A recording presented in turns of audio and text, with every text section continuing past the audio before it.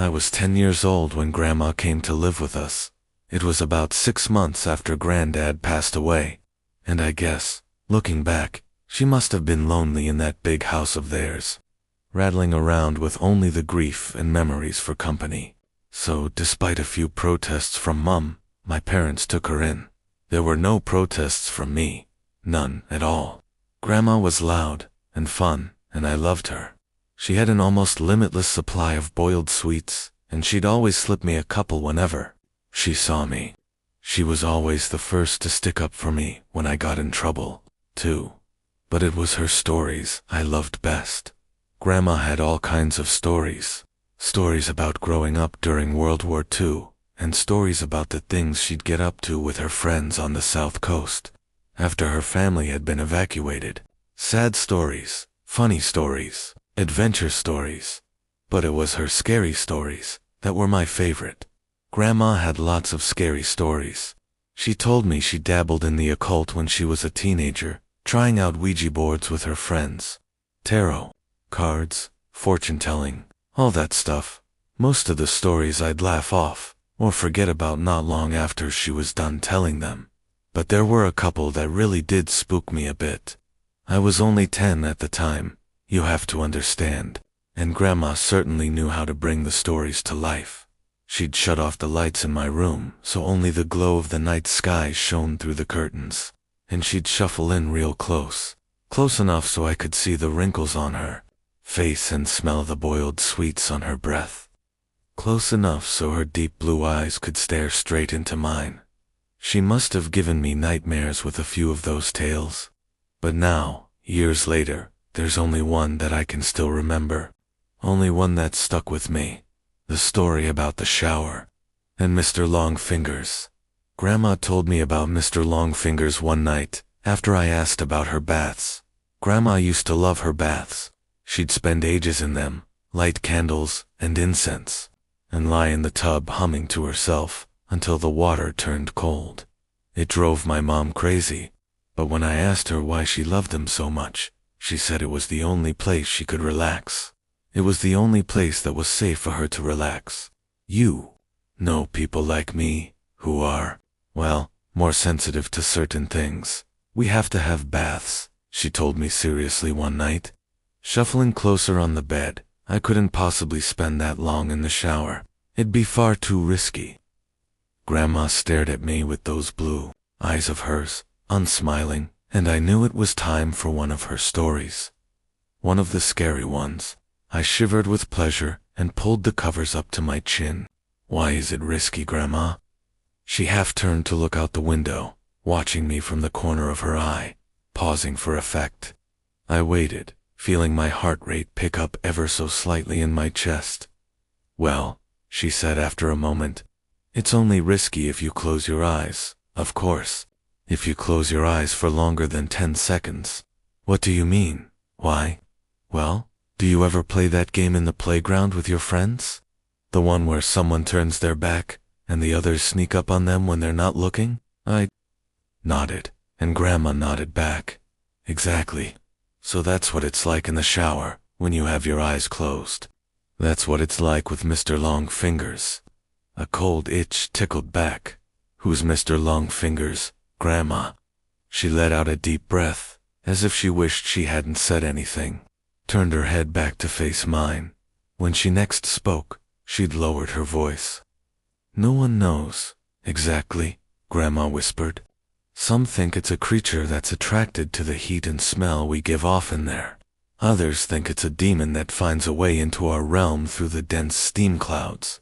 No one can say for sure, because the only ones who have actually seen Mr. Longfingers aren't ever going to be able to tell you. I pulled in a breath. Why not? Grandma shuffled closer along the bed and leaned towards me, leaving my question hanging in the air. Don't you worry about it, sweetheart. Don't worry your pretty head. As long as you remember the rules, you'll be fine. What rules? Well, when you're in the shower, you try not to close your eyes for too long. 5 seconds is fine. And 10 is just about okay too. But any longer than that, ... Yeah, then what? Well, Any longer than that, and you may just start to feel something in the room with you. Something watching. And if you ever go longer than 15 seconds, that's when you might start to hear a noise too. Hear what? The soft tap-tap-tap of fingers on glass. Fingers drumming against the glass door of the shower. If you do ever hear that noise, God forbid, will you make me a promise? What, Grandma? Promise me you'll never open your eyes. I barely slept that night. Hardly at all. I'd closed my eyes and tried to relax, but every time I did, I'd imagine a face pressed against my bedroom window, staring in at me. And when I did finally get to sleep, I had nightmares. Bad ones. I had them all week, in fact. Dreams about disembodied eyes, watching me in the dark, and long fingers reaching out to touch my exposed skin. It wasn't any better when I was awake either, not really. The shower was the worst. That's when Grandma's story really got to me. I'd never thought about it before, but suddenly, I had trouble shutting my eyes in there. I'd be standing beneath the beating water, shampoo running down my face, and as soon as I squinted my eyelids closed, I'd hear Grandma's words running through my head. 5 seconds is fine, and 10 is just about okay, too, but any longer than that, ... I single quotes rub my hair fast, feeling the shampoo dripping off my chin, and as soon as I'd counted past 5 seconds I'd feel it. A sort of ... pressure. Not a feeling of being watched. Exactly, but something close to that. I'd run my fingers faster and faster through my hair, frantically trying to get the suds out, and the ready blackness behind my closed eyes, coupled with the rush of water in my ears, would feel like a held breath, like the silence before a scream. The seconds would race through my mind, and I'd be so desperate to open my eyes again that I'd sometimes do it before my hair was rinsed fully clean, and my eyes would sting with shampoo.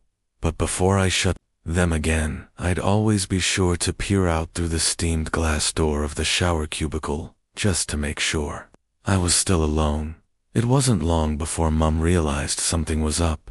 She heard me crying out in my sleep one night, and came in to comfort me, asked me what the matter was, and it all came out. I told her about Grandma's stories, and about Mr. Longfingers. She got this look on her face when I was telling her, like she used to get with me when I'd made her really mad. This wide-eyed, angry look. Only this time she wasn't angry with me. She was angry with Grandma. My parents' room was next to mine, and sometimes, if I pressed my ear against the wall, I could hear them talking in there. Soft whispers. That night though, after Mum was satisfied, I wasn't scared anymore, and she'd gone back to her room. The whispers weren't soft at all. Oh no. I heard Mum hissing to Dad about Grandma, about the story she'd told me. Mum's voice floated through the wall, sharp and crisp. You know what your fucking mother said to him now, don't you, Simon? Dad's response was an unintelligible mutter. She's told him, there's a monster that'll get him if he shuts his eyes in the shower. A monster. The poor kid's been having nightmares about it all week. Seriously, Simon, you'd better say something to her tomorrow morning, first thing, or I will. Grandma came to visit me in my room the following night. That time, as she perched on the end of my bed, there were no stories, nothing like that. Grandma just sat there and stared down at me, her blue eyes wide and sad. The light from the moon outside my window lit up her wrinkled face. You know I'd never let anything bad happen to you, don't you? She said after a moment. I nodded my head. I know, Grandma. You know I wouldn't let you come to any harm. I nodded. Again. Okay? Good. That's good. She looked away from me for a moment, out the window. You know, the things I tell you in the evening are meant to help you, sweetheart. They're meant to toughen you up a bit, protect you. She paused and shook her head. But maybe your Mum's right. Maybe I went too far this time. She looked down at me and smiled. But even then, even though I was only 10 years old, I could tell it didn't quite reach her eyes. I'll tell you what, Grandma said. You know what I told you about Mr. Longfingers and the shower? Well, I'm going to make sure you're safe. I'll scare the bastard off. How about that?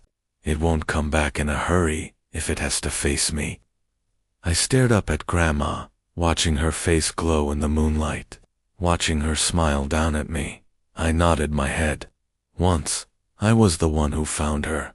I don't know when exactly it happened, but I guess it was about a week after we had that talk in my room. A week after she told me she wouldn't let me come to any harm. I woke early that morning, from a bad dream, to a heavy thumping sound. I sat bolt upright in bed. My room was quiet around me, and I couldn't hear anything from the wall that joined my parents' room either. But the house wasn't entirely silent. Floating down the hall, muffled by my closed door, I could hear the sound of rushing water, the noise of the shower. I leaped out of bed and ran down the upstairs hallway, heart already pounding in my chest. As soon as I reached the closed bathroom door, I started banging on it. A deep terror was welling up inside me like cold water from a well, something I couldn't place, and I kept banging and shouting, "Grandma," over and over again, even though she didn't respond. Off to my right, I was dimly aware of voices from my parents' room, the sleepy shuffle of footsteps, but before they had a chance to make it out on the landing, I'd lifted my hand to test out the door handle, more out of instinct than because I thought it might actually open, but the door wasn't locked. I kept banging with my free hand, and it swung suddenly inwards, bringing me face to face with a wall of steam. Heat struck my skin. I squinted my eyes against the damp fog and peered into the bathroom, and before Dad pushed me to one side, before everything around me descended into shouting and tears and chaos, I saw her. I saw Grandma. She was lying naked on the floor in the shower cubicle, the water beating down around her, blue eyes bulging from her face. One hand was curled against her chest, like a dead bird, while the other trailed against the glass of the shower cubicle, the flailing finger marks she'd carved through the steam still clear and fresh. It was a heart attack that killed her. That's what my dad told me. He said Grandma was old, and the thing had struck her quickly and suddenly. She would have died fast and without pain, Dad said. She wouldn't have suffered. I knew better, though. Even as a 10-year-old kid, I knew better. And years later, writing this as an adult, I still know better. I also know my wife and kids resent me for refusing to have a shower in the house, for insisting everyone take baths. They pretend it's okay, and they humor me, but I can tell they don't really understand it. Not at all. My wife thinks she does. She thinks I still carry the trauma of seeing my grandmother dying in front of me when I was little. I guess she's right, in a way, but she doesn't know the full truth. Nobody does, and no one would believe me, even if I told them. No one would believe me if I said the reason I don't take showers, the reason I haven't had one since I was 10 years old, isn't because I'm scarred from the sight of a dead body. It's because all those years ago, when I crept back in to the still hot bathroom after the paramedics had taken Grandma's body downstairs, I made sure to check the marks her fingers had carved through the steamed glass of the shower cubicle, and those marks weren't just on the inside. To enjoy more content, please click the like button and subscribe to our channel.